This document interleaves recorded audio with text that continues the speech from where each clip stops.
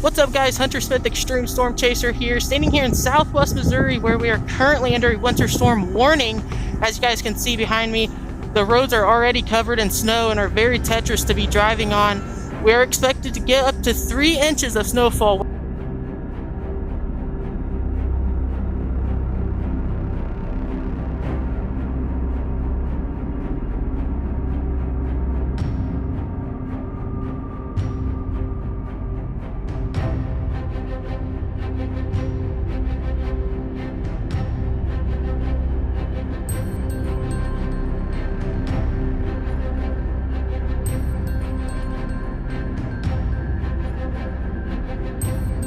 Dangerously cold temperatures are also going to play a factor in this as well, with wind chill values in the negative 30s.